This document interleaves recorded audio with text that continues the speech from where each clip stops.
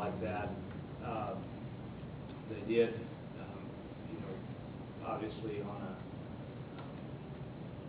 on a review, after action review, traffic control and how that's to be managed after the event is something to be considered.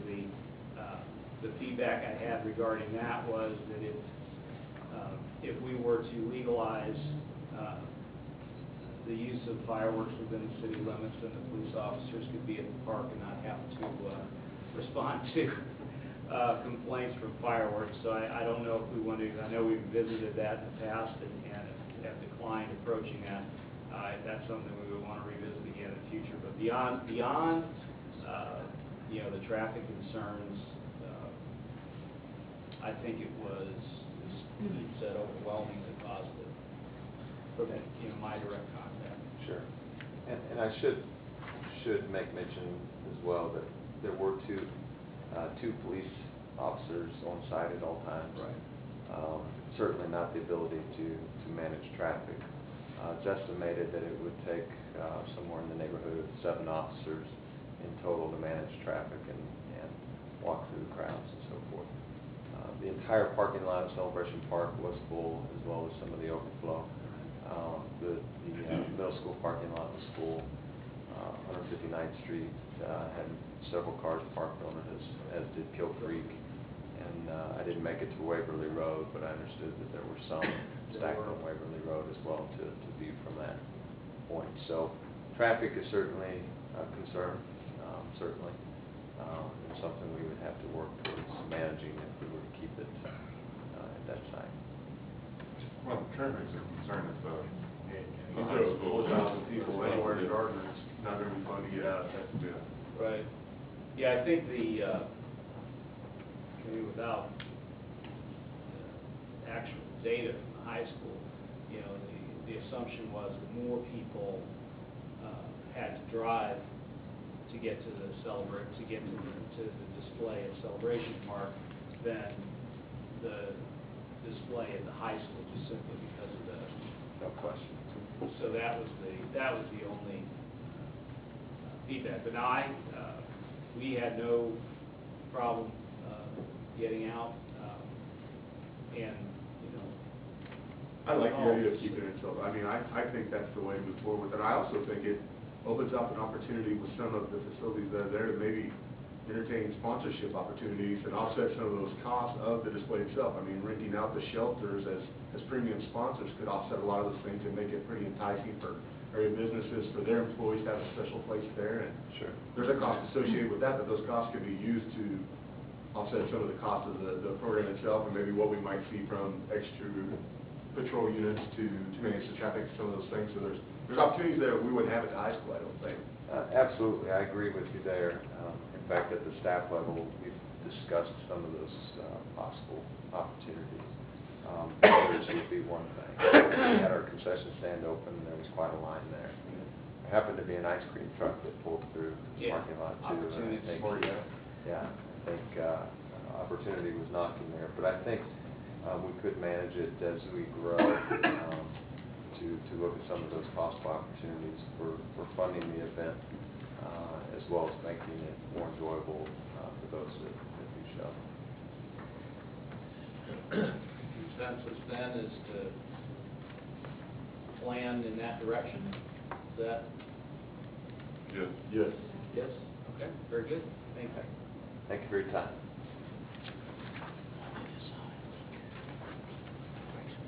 Anyone else from staff? Before we adjourn, Council? I did have a couple questions. For business items that have a presentation that ties into like what we saw today with the landscaping orders, I didn't know if any of that might be available to us prior to the meetings, especially when there's differences between a complicated ordinance like what we had today, to be able to consider those ahead of time. Even if that PDF presentation could have been emailed out, so we know a little bit more what to look for, because it's a rather complicated thing when you look at that. It's just an item. So something I would ask the staff. And then the other question I had was in regards to all the pieces today that had bids in, and I was just wondering about the low number of bids that we seem to be. I know we sent out 21 requests for bids for one of those items and only received 3. Is that? I just wondered if there's something driving that seems to be continuing trend. I just want to make sure that we're no doubt that we're getting to the right individuals. I'm just curious why so little people are trying to earn that business from us. I think with regard to the, message board, I think there's just a limited number of folks doing this sort of thing. On the fence, like I say, folks must be apparently busy. Basically try to get a good broadcast out. And on the manhole repair, one of the vendors had, usually comes in low, actually had just taken a large contract. So they were just doing a bid to see what they could get. So you just really don't know. Try to get it out there, and but you really can't force it. Sure. That's all I had, just some quick questions there. There being no other business, I would entertain a motion to adjourn. Motion Harrison, second Morrow, that we adjourn. All in favor indicate by saying aye. Aye. All opposed? Motion carries. All right, we will move on to budget discussion. Were there any, excuse me, any open items from last budget discussion that needed to be clarified for this week? Staff. Any open items from last budget discussion that needed answering for staff?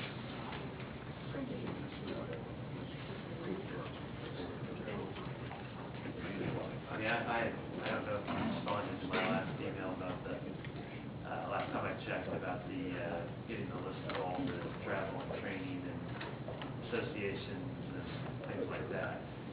And then you said that some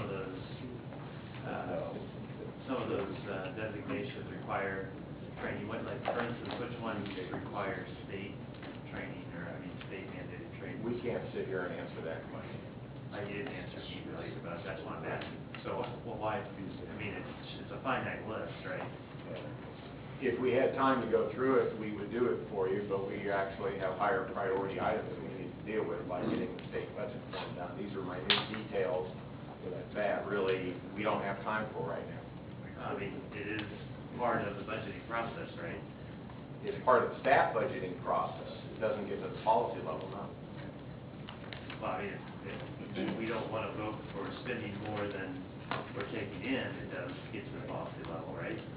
That question might. Yeah, so why is it a secret, I guess, that we can't know It's how not a much? secret. We didn't have time to answer those questions. They were detailed.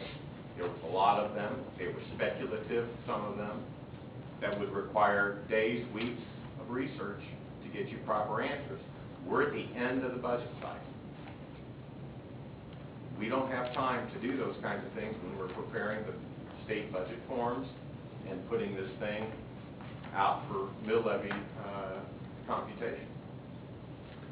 Like, understanding that we're at the end of the budget terms, in regards to this, would it be possible, as the staff has, the view in advance for next year's budget, to take those travel items and the certifications that are necessary and list those in a better fashion, so when the budget time comes around and there's a list for a travel expense or a class expense that we have to go, we can understand what it's associated with? If you want to get to that level of detail, certainly that can be done. Something not asked, I mean, when the time's more available and understand that it could be put on a priority list that Sure. has a 10-month. With enough time in advance, we can put those things together for you that don't constrain our budget timeline Right. and our budget cycle. The question becomes, are those policy level questions that Well, I mean, really ought to be dealt with at that level, at the council level? I guess the question I have with respect to that is, when asked previously, every council member stated that they felt that the responsibility of council was governance and the responsibility of staff was management. And so from a policy perspective, do we want to entertain becoming a management body, or do we want to maintain what everyone has stated as our responsibility is to be a governing body? A curiosity of why that travel is necessary is a curiosity. the assumption of policy governing body would make would be that staff were put in place who were knowledgeable and capable of making that decision at a management level. So, I mean, that's a policy question. It's, you know, how we, wish to govern the city's garden. You know, is that a proper, selection? But, from a curiosity perspective, it's certainly a legitimate question, but one would not assume that a policy or governing body would make those calls and would make those decisions, because that's not our role. I think what precipitated that management interest was that, from my perspective, the policy of the governing body, and certainly at least, hopefully, I'm hopeful that 3 of the council members here will not vote for a budget that spends more than it takes in. That's the policy. The response to that policy, which I'm sure that I'm going to be a lone wolf here, but I certainly ask the council members to step up and uphold that policy, value. And I think the response from staff is there's no possible way we can cut any more, and I think Mike just said it again tonight. If we could have cut it, we would have. And so I guess maybe we need to understand how that process works. My understanding is basically, is it a 1-page document? No. Many. Multiple The pages. book. This Well, no. is the one. This is all the That's the things. thing that you actually publish, right, in the The newspaper? notice of hearing is 1 page. Okay. The forms that go to the state are 22, Okay, and the things that create it is this book. but you don't send the whole book there. No. No, but all you the need pieces the and spreadsheet parts. that create the book Right, for and the background to put the numbers on the state budget forms. Right, and those are the spreadsheets I wanted to see before we vote on them. That's why I asked. The book? No, the spreadsheet, remember the spreadsheets and? You want Right. internal working staff management documents? Well, I mean, Again, that's not our The question if you becomes, if you can't cut the budget to within the means of the city, then the answer is So we yes. should not have reserves. Is that the policy? We've already had reserves, and we continue, it appears we're gonna draw down on them again, so. Which is why we have reserves. Well, I mean, reserves are in the event that, let's say you budgeted with no excess expenditures above and beyond what you budgeted as revenues. In other words, no deficit spending next year, and then your projections of revenue didn't come in as high as you projected. That's what savings is for, right? I mean, would everybody agree Which that's is what what that happened is? previously, which is why we have 40% fund balance now. that's right. That's exactly how we got to where we are today. And why should we expect that every year? Because then we wouldn't need, I mean, we need the reserves of the. We're not starting, I mean, this isn't the end of the process, it's the beginning of the process. Why wouldn't we expect to spend no more than we take in? Could I interject something? I just don't know what the answer to that question is first. Well, actually, I'd like to interject something. Well, no, I'd like to hear the answer. Why would we expect to sit here? Chris, you have the floor. Well, Yeah, how's that, no, wait a you're second, gonna wait a ask me. second, he interrupted, I asked the question. Why would we Chris ever Morrow, expect? Councilmember Morrow, you have the floor. My question actually would be to the other council members. Do any of the other council members want to see the spreadsheets that staff are using to create the budget documents? I think that the Are you information that we're gonna getting. answer the question, or are you gonna? Mr. Podovich, Mr. I Morrow. have the floor, no, Mr. I have Morrow. the floor. You do not have And he the floor. interrupted. Mr. Morrow has the floor. I don't believe we're using Robert's Rules of Order here, because I did have the We're floor. using the mayor's rules of order, Mr. Morrow has the floor. Oh, okay. Is that? That's my question then. I'll leave it at that. I have no desire to have those forms sent to me. I feel confident that I've come in and spent time with Laura. Anything that I would have wanted to have seen, was made available to me, so. I have no need for the Excel spreadsheets to make my own manipulations to try to tweak those numbers. The information's been put before me in a responsible manner that I can react to. Mr. Morrow. That's, I don't wish to see those spreadsheets. The information that we've got is sufficient to make budgetary policy with. I don't wish to try and write the budget. Is there anything else? No, I was just hoping that maybe we could move on from that part of the discussion. I'd like to get my answer before Chris interrupted. Why would one ever spend more at the beginning of the year? Now granted, at the end, obviously, if you have to use reserves because you misprojected what your revenues were, you know, I get that. But why would we want to start a budget that spends our savings account, which we raised from the taxpayers a couple of years ago with a 35% or 30% increase? That's one of the purposes for reserves, is when you have a certain number of expenditures that you need to have, and the revenues don't meet that expenditure level, and you have adequate reserves, that's what you use reserves for in that particular case, just like the type of case that you have cited. Well, There are multiple reasons for using reserves, that's one of them. That's what we did this year. We have but that's what adequate you're planning on reserves. doing in 2013 also. Right off the bat, you're planning on spending more than you're taking in, which I find it, you know, not good, good sound business practice.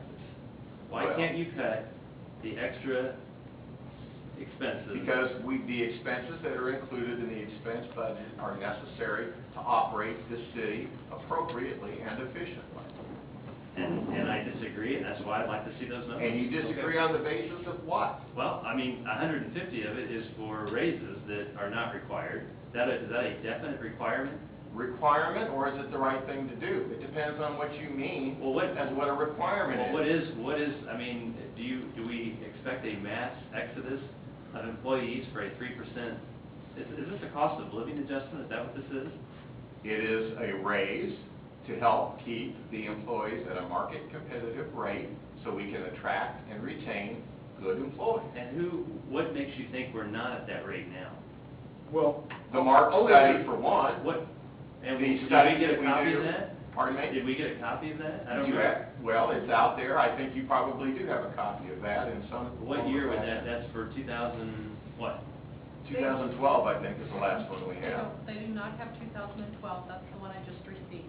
Okay. And But we we did were see preparing. 2011. You saw 11. And when did we see that? 2011? That was last summer. And staff, everybody on the staff got a 3% cost of living allowance increase. So don't you think we ought to see 2012 to see where we measure up before we make a determination for a 2013 budget? That'd be great, except the state requires us to Well, we submit did budget receive the forms on document. August 15th. Right, and we have the document in hand, And again, we're not, right? we're making policy decisions, so if you're saying that That's that a it is policy bad decision. policy to give a raise, I then am that's saying okay, you're that. saying that. Is there any other council member who believes it's bad policy to give a 3% raise? I mean, I suppose we should, rather than continue to berate a situation and beat a horse, perhaps we should find out what the rest of the council feels, and if you are, as you lament, the lone wolf, then you're the lone wolf, and if you are not, then we can move on, but asking the same question repeatedly will really get us nowhere. So I guess, is there any council member who wishes to remove the 3% raise from the budget as presented? I've had some conversations with Laura, and I, in general, do not wish, let me just rephrase it. I am fine with where our bottom line is. What I am not fine with, as I've stated before, is where some of our funds are applied. So, from my perspective, short of nickeling, dime things to death, I mean, one of the things with raises is, in general, I'm fine with the 3%. I firmly believe, and I've said this before, that people that are at the top of their pay scale should not get an increase. I think we have pay scales, minimums and maximums for a reason, and if you're at the maximum, you should get it. And when we looked at that, that equated to about $17,000. So, but again, I think that's something that we can discuss at the time that we vote on the raises. I mean, to me, that's kind of a policy type thing. So do I think we should remove $17,000 from the budget? No, because I believe that money can be utilized elsewhere. Which we don't give salary increases at the time. We provide a one-time payment. Lump sum, right, as lump sum. exactly. We don't, No, so I- yeah, just for. Nobody goes outside their range. Right, Right, exactly, okay, I get that. okay. My feedback, actually, just doing a little bit more research on it, was that there are raises in order, just based on where we have been in the years that we had the freezes in place. But I thought, looking at what has happened in the private sector and things I shared with you, is over the past 2 years, the average has been about a 2% increase. And which actually, 2 to 3% doesn't sound like much, but it actually is $50,000. So it amounts to a rather sizable piece that comes out of that excess that we're looking for. But still, over 2 years leaves them with a 5% increase, so it is certainly not a drop in the hat, but it's also, I think, works within there. I think it's important to note, and by asking just through the exit interviews of some people that have left through turnover, 68% of them have left it for compensation. They've noted compensation as part of that, left for positions that offer better raises, or offer better raise for the jobs they're at. And those are things to keep in mind, because the less people we lose, the more efficient we'll be as an operation.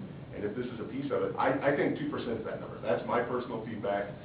Raises are in order just based on where we're at, I hope, but $50,000, I think, makes an impact when we're looking at that general loss at the end. And I don't think we can downplay the impact of turnover on the cost. Right.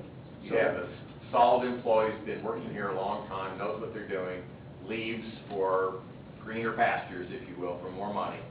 And to replace that employee, there's a training curve, there's an experience curve, there are, performance curves and things that don't get done. So there is a cost to turnover that you might not see in day 2, but eventually takes its toll on the organization.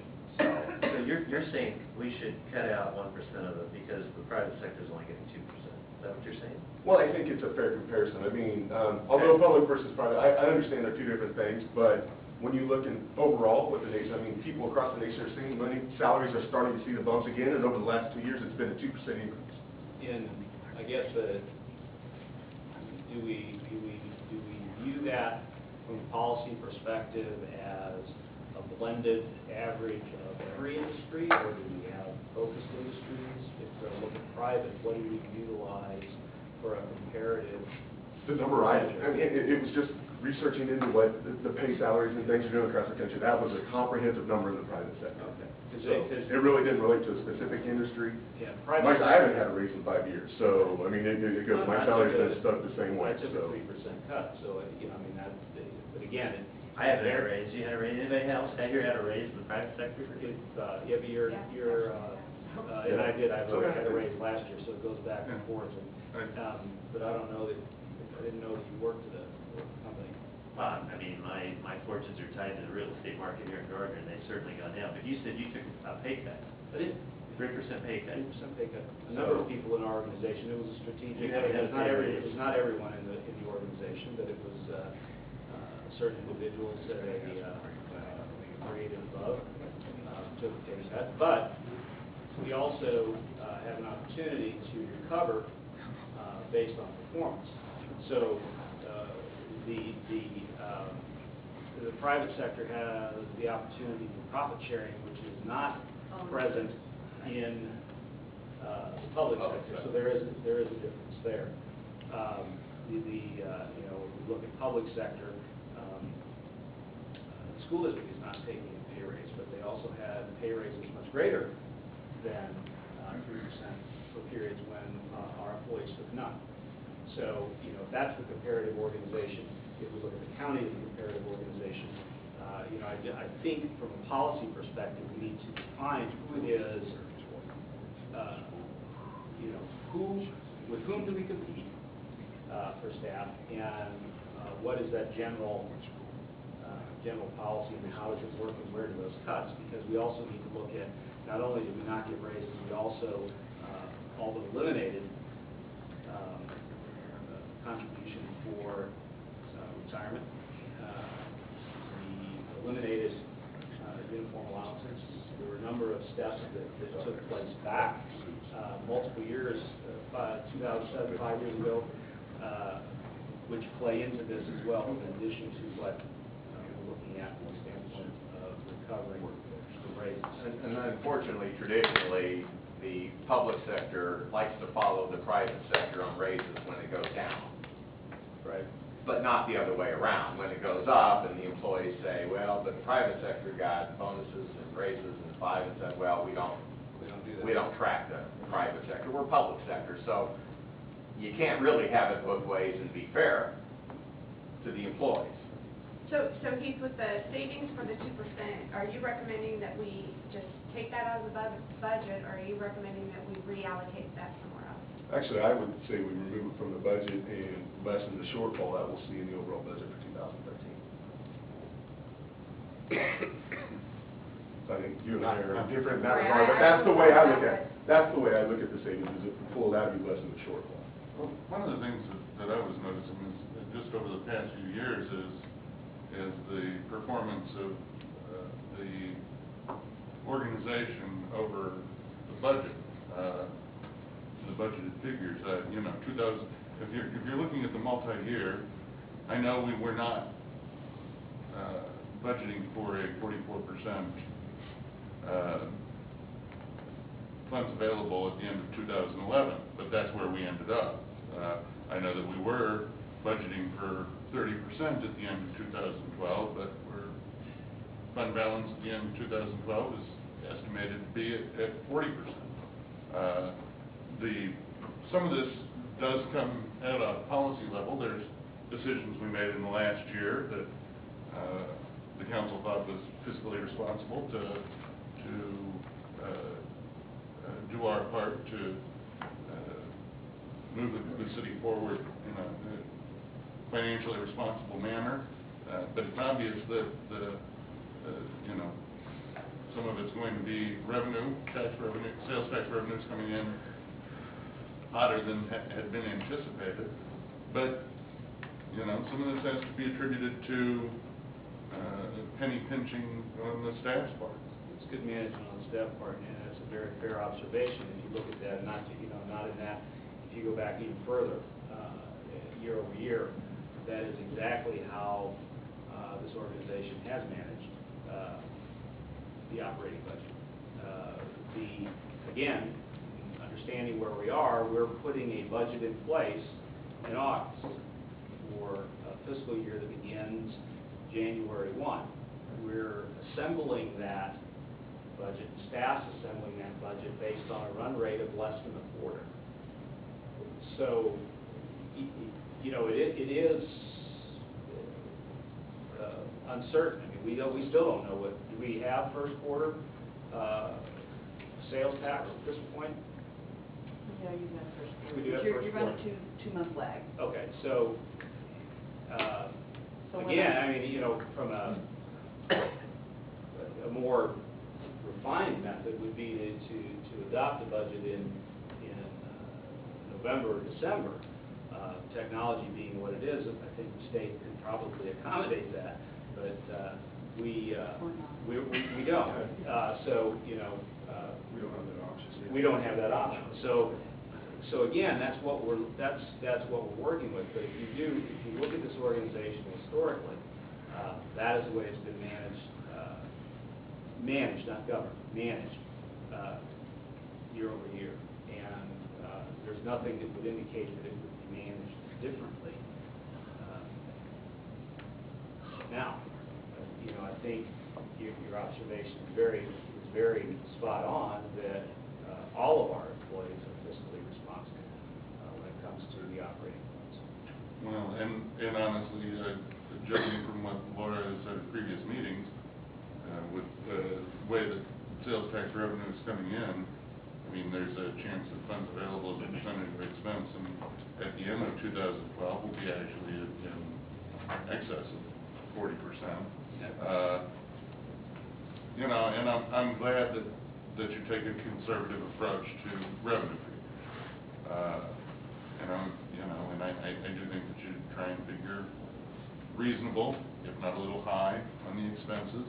In the private sector, all of my managers and executives have told me that I was sandbagging when I did that. But that's okay. But yeah,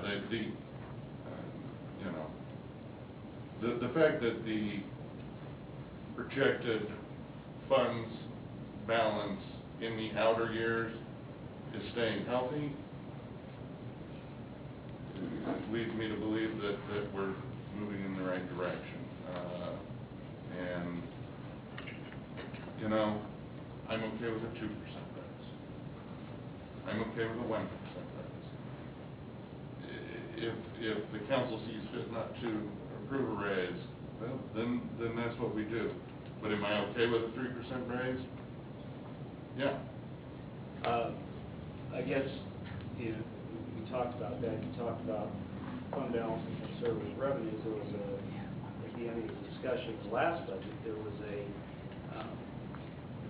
comment I made regarding overage of the projected sales tax revenues, and is that a place to begin establishing reserves for street maintenance and those types of projects? Is that something the council would like to consider going forward? In other words, we had 2012 with $70,000 more projected sales tax revenue, then should that be allocated to a fund? Capital improvement. Absolutely, so I think we should I start think to we build should, funds for that. I think we should think about what that number is. Where does it, is no less or no more than X, because we don't want to tie ourselves to the point of, or if we say it's X, and then staff makes recommendations of other uses, other funds, whatever. It may, we may have park improvement needs. Jeff talked about the Quail Run, is that the right name for the park, the neighborhood park that's on the books right now? Quail Meadows. Quail Meadows. So if we're able to establish a sufficient, comfortable number in streets so that we can begin that overlay process, perhaps we should look at it that way. So that is something that staff should pursue as far as a recommended policy. But also, if I may, I'd like to remind council that the budget sets the maximum. Right. So if things go awry, we always can come to you and say, okay, disregard on the 3% raise, or disregard on X piece of equipment, or disregard because of shortfall we didn't see coming, things aren't going to come in as well. So that is setting the expectation with all things, all assumptions working out well, this is the budget. But we always have the ability to delay or abort or whatever, because you set the maximum of the budget. Which is something that we proved just this last year. There were things that were budgeted for that we did not approve. Yeah, $170,000 roughly, right, in dump truck and comprehensive plan expenses. So you talked about the 40% funds available number. Well, it would have been a lot less. Well, the if we didn't comprehensive have plan, that. we took out of the budget. That was never in the, it was in the original projection, but we never voted on that. It was As I removed. recall, it was still in there, and you said we weren't going to spend it, we were going to leave it in there. And the same thing. But it We wasn't. left it in the general fund. We left Right, money. but we didn't spend it. Well, Right. I mean, The line item. theoretically, Yeah, we. took the line item out. And Which we is did- really, and we didn't that's spend it. exactly the same thing you're recommending we do with raises. From your perspective, you're saying, take that line item out, and it just stays in the general fund, which is the same thing that we did with the comprehensive plan last year. But we still have a shortfall for 2012. I mean, that's what we're expecting, right? So, short- again, I thought you were the taking shortfall, the shortfall is, that's when you spend the savings. You don't plan to spend the savings up front. Yes, you do. Well, I think there's a difference That's between. not how I operate, but I guess. Well, that's not how you operate, but that's how municipal government operates. Well, I think sir. there's a difference between setting a plan in motion and understanding at the end of that plan there will be a shortfall and being thankful that you have the means to cover that, rather than trying to cut everything all the way out and then being surprised at the end when there's a shortfall and making adjustments. They planned accordingly for that shortfall, and we're in a position where we can cover it. wholeheartedly agree that they've done everything they can to cut what they can off of this budget. Things that we cut at this point will start to make an impact on the service that we send out to the citizens. And if that's not the case, then those are organizational matters that need to be addressed a little bit differently than what we're doing right here on the Correct. council. So we're planning for that. It's the same outcome. Rather than being surprised, we're planning. On top of that, I think that we're having to pay bond and interest for investments we made in our community years ago, when we couldn't foresee an economic collapse.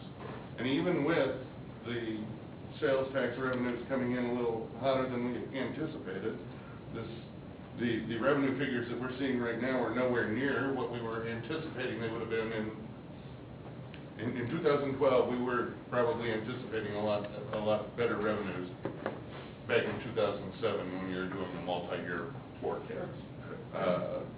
So, you know, that's... Yeah, double-digit growth then. Right. Well, yeah. 2007 still. Exactly. Now, I think that speaks to carefully growing in the future. You know, I think there's some things that we can do to protect the city's treasury and do business with the right kind of folks going down the road. But right now, I think that you know, with these being maximum expenditures, if we wanted to balance the budget, we'd have to do your travel and training and do like Scranton, Pennsylvania, and cut everybody back to $7.25 an hour, which is going to wind the mayor there up in jail probably. I'm sure Dave wouldn't appreciate that. But you know, they're Short commute anyway. but yeah, that's, you know, without taking, yeah, measures that are above and beyond what is reasonable. We aren't going to budget this out, you know, the way that you're discussing on the back of what you're talking about. The other, I guess, note is that, again, you know, we're talking about the conservative nature in which we have budgeted the traditional budget, and I think it's shown. This city began cutting before other municipalities cut. We led the way with cutbacks. And in it, because of the observation that things were slowing down, that they weren't going the way it appeared. So we began that process ahead of others, and you know, certainly well ahead of Overland Park, certainly well ahead of the county, well ahead of Village, you know, all the other communities that have done those types of things, and then those communities, many of those communities are still, you know, providing raises and moving forward. So I think, you know, we need to understand what it is what our needs are as a community, the level of service that we believe is appropriate as citizens, and be able to meet those expectations. And that's, you know, those are policy decisions that we should direct staff to come back with a budget. I think they have. I don't think that there's extravagance in this budget anyway. There's certainly not to the extent, you know, depending on how, and obviously extravagance is different in many people's minds. So I guess the question then, from a standpoint of direction to Laura, from a published numbers, what do we wish to publish? What we have, something less than what we have, something more than what we have? I mean, what is it from a direction standpoint? Seems like the consensus, just from the the raise perspective is the consensus is not to give a full 3% raise. We have, he believes we should take it down to 2. Christie thinks that there's at least $17,000 that we shouldn't pay. Chris believes that we should pay 1, 2, or 3, it doesn't matter to him. And so I'd say the policy consensus is not to give a full 3% raise. I didn't hear that. I heard that he I go over thought this. 2, and that Christie felt that policy of providing a one-time payout is not necessarily good policy, but didn't take that out of the budget necessarily. I think it's a From policy my review. perspective, I didn't necessarily mean totally take it out. What I said is I think there's money there that can be utilized somewhere else. Whether that's water maintenance or what have you. That's, Right, so what I summarized was that the consensus was not to give the full 3% raise, which is an accurate statement, right, Christie? that is an accurate Okay, statement. so However, we have at 3% least- raise to everybody. Right, we okay, have, from my we have perspective. 4 people that all agree that the 3% is a lavish expenditure. No, They- they- they- they- That was the experience we've been through. All right, all right, let me rephrase that. We have consensus that all 4 of the council members that showed up this evening believe that 3% is too much. I didn't hear This, that either. actually, Well, I mean, what I might suggest is that in the interim time, you had sent an email to Laura, and she had copied us back on, and I know that Christie's asked the question about people that are at the top of the pay grade. For those of you who are at the top of your pay grade, I'm sorry.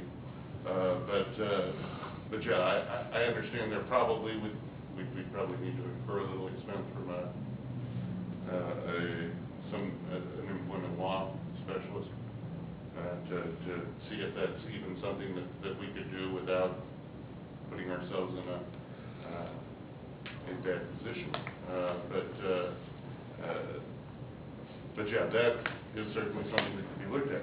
But if we budget for a 3% raise, the council has proven that we won't always spend what we've budgeted for, and in the intervening months between now and the beginning of 2013, we can get the advice that we need so that if the people at the top of their pay grade can be left at the top of their pay grade, that's fine. If we get to the end of the year and sales tax falls off the cliff, we can say we don't have to give anybody a raise. But if we're budgeting for it, then it's available if we perform well. And The other- actually, the Cheryl other- hasn't had a chance to look at the budget in depth by any means either, so she might have Yeah. thoughts. The other question regarding the ranges is, that I think should be asked is, are the ranges adequately structured? Well, and I think that needs to be a discussion. I mean, Right.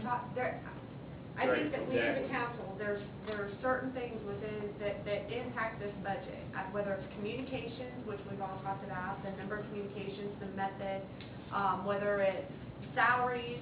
You know, we hear about the potential of losing people, we hear about people being out of parity, but, you know, I don't know that we've actually ever sat down and said, okay, this is what we mean.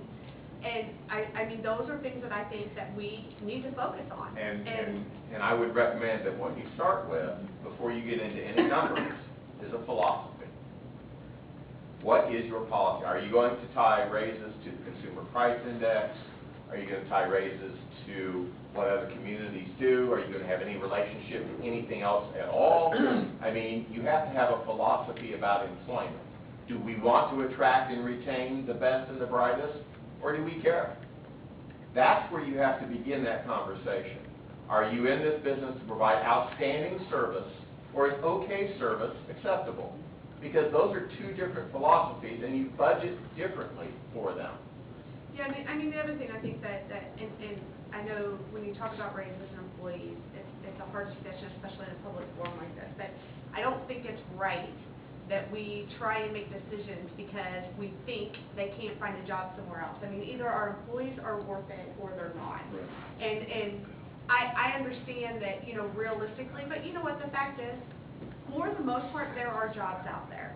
It may take some looking, it may require some drive time, you know, it may require somebody to change something, but it's not fair to the employees that work for the city, who, in my opinion, do a very, very good job, for us to sit up here and say, you know, make arbitrary decisions just because we think they can't go find a job somewhere else. Because we want to look at the police department, Johnson County Sheriff's hiring every single day. I mean, there's reasons they stay here, and we need to understand what those reasons are and see if there's alternatives or things that we can continue to do to keep that. But I think we need to take the approach that we're going to reward people for what we think they do, and not necessarily. And you're right, and I think most of that conversation is about philosophy, not numbers. Do we target mark salary ranges? Do we target other cities that we compete with? Do we tie it to some national consumer index or inflationary index? There are a variety of tools. There's no right or wrong in that. You just make a philosophical and a policy determination that we want to do this. You make a statement that this is the kind of employee we want to be able to attract and retain, or that we're, you know, some communities say that we will pay at the top of the relevant local market scale, period. That's their philosophy. And when other communities get raises, they pay $1 more an hour for their police officers, for example. That is fact. That is what goes on in Johnson County today.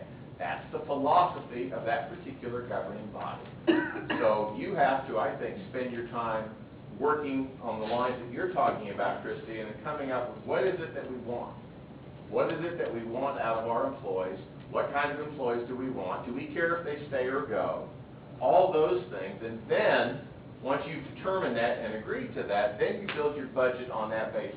Then we can show you that if it's the relevant Johnson County market and we're 10% below, then we need to make some changes to meet your philosophical statement. That's the way to do it. But most of the time should be spent discussing what is that philosophy? What's the compensation philosophy of the city of Gardner going to be? And once you decide that, then the numbers follow pretty readily, and then they're justified by comparison to that philosophy statement. And honestly, going into the last budget session, coming into this, we are a city and a organization and a governing body in a state of flux. We've had people resign seats. We have had new appointments made. We lost a city administrator 18 months ago. And now, thankfully, you know, we've got a new full-time city administrator who, during her interview process, said, budget visioning session well in advance of the budget. You know, this isn't stuff that we could really probably do while we were an organization in a state of flux. And I think that Mike and Laura and everybody on staff has done well to try and keep this together. But I mean, it's been 18 months without a clear direction of a city administrator and the leadership that they are going to provide to help push us forward. And I think that's coming, and I think it's coming in the upcoming months and into 2013 and beyond. And I think that we need to take that into consideration. Christy made a very valid point about, you know, we don't want to be arbitrary. And, you know, giving a 3% raise is probably just as arbitrary as any other decision that we might make. But if the money is in the budget, you don't have to spend it, but it's there if these things work out the way they should. I understand where you're coming from on that, and you're close. The 3% isn't arbitrary. Yeah. It is based on the information that we derived from the other 18 cities in Johnson County and what they are doing for the 2013 budget for their raises. And so we were basically pegging us with the vast majority of the other states. Yeah. Some are doing a little bit more, some are doing a little bit less. It's averaging around 3%, a little bit over 3%.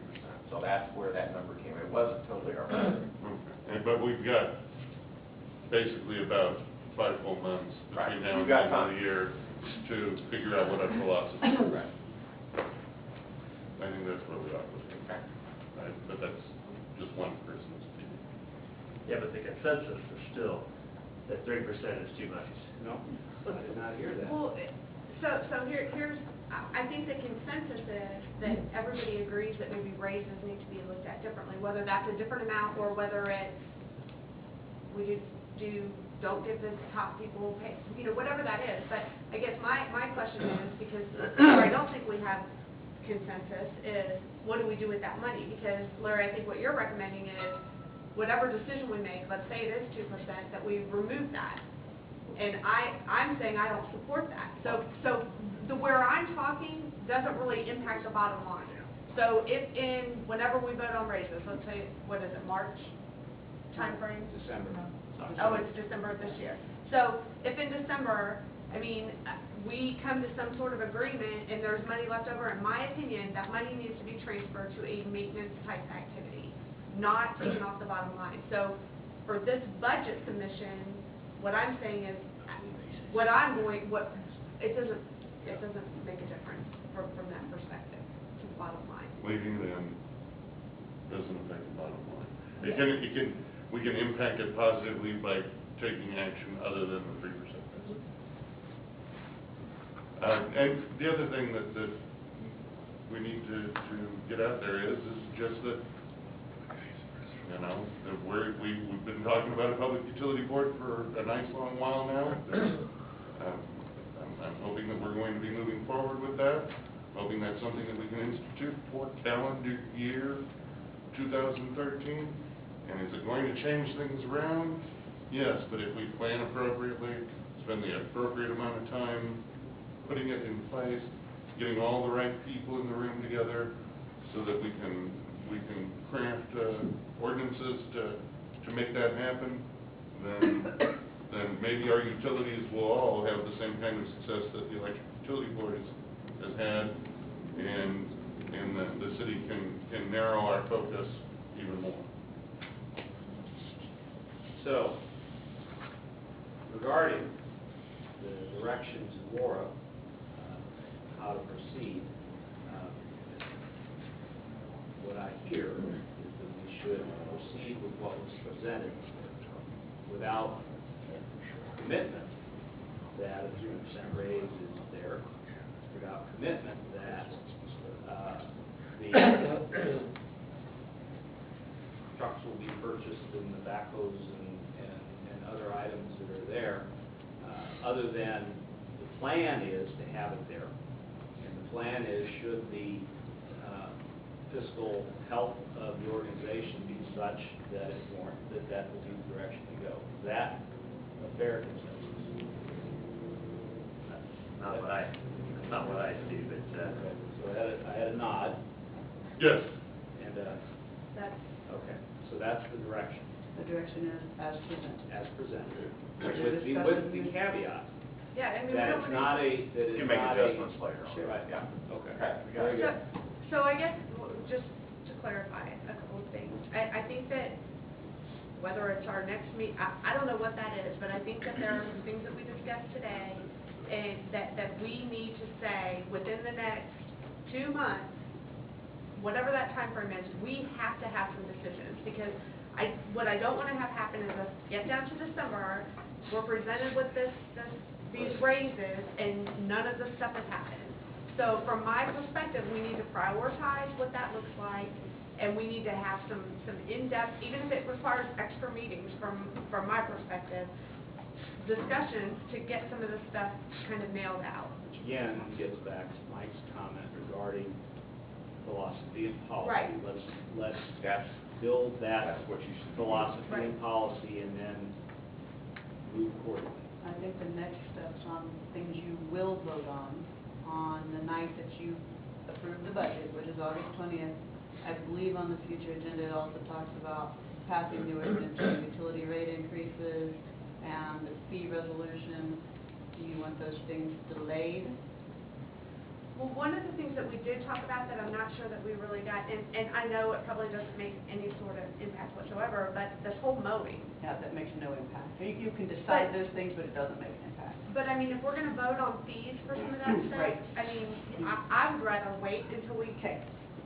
We just Okay. don't want to I don't know what lose does track everybody of else it. think. Right. On the agenda, it has to be done before the end of the year, so when none of us want to, so we'll help me remember. So we let it slide. to- Right, that if we're not going to do those things the same night we pass the budget, that's fine, but we I need would to say track it. slide it to Later. in October. Okay. As a placekeeper, so that it's on the list. And then if we can bring it into September, let's bring it into September, or we even make it November, whatever. But yeah, make sure, On don't the go too radar. far out, but at least Okay. put it on, October's still on the radar. So we probably won't do any of those. Do you want to do the utility rate increases? Because really, I didn't hear anybody talking about shouldn't do those because I don't really think you have that much choice. I mean, I didn't hear, the only thing we were waiting to hear from the electric utility on the board, there was some discussion regarding potential utilization of funds there to mitigate, but I wanted to hear from the board, and that might be something that we want to, if there is consideration of utilizing those funds to mitigate, then we would want to slide those, because I think we'd want to have a longer discussion about how we would use those funds, how they would be accounted for, how they're viewed one time versus ongoing, et cetera. So, okay. So with that, I think I would turn it over to. Let me make one follow-up Oh, sure. comment. Last meeting, it was mentioned about the Mission Hill City Administrator salary Oh, yeah. at 53. That was I checked those figures, it was the assistant Two. well, assistant administrative, city administrator is what I saw in a Mark survey for 2011 is when it was reported, so it must have been the 2010 salary. But it was, I think, 56, 60, something like that. I think it was the assistant two, not the Well, assistant. whatever. But I mean, yeah, it was not the It was not the city administrator. But it was substantially less than what we're paying our city administrator. We don't, No, the Our city- assistant city administrator at that time. an assistant to the administrator is a completely different job than the assistant city administrator. Well, One's administrative and one's managerial. And the city manager in Mission Hills makes $115,000 a year. So I'm sure that the other salaries are marked accordingly. I can check to make sure that that's what you said, or that's what the survey said, but I thought it was the assistant. But go ahead. Somebody shake Bill. Come on, Bill. Come on, Bill. That's right. Wake him up. It's off. So, I- we're doing the pop. Do you need a presentation? Pardon me? Do you need Do you to, need it? No, that's okay. we have it. Just let me know if I need to speak up, let me know, okay? Yeah, outside voices. Yeah, you're gonna have to, Get it up a little bit? yeah, so that it bounces head back. Okay, well, good evening, ladies and gentlemen. Thank you for the opportunity to present Gardner Energy's 2013 budget. I've got some good news, lots of good news tonight. The first is I don't have a PowerPoint, so we don't have to worry about the stuttering and all the noise that we got on the sound system. I do appreciate the opportunity to be here tonight. I provided for you in your packet an overview of Gardner Energy's budget. You should have received that, giving you a chance to take a look at some of the things we considered and how the budget worked out. However, I'm going to do a very brief highlight of that overview, again, for you and for the audience, just so they know where we're coming from.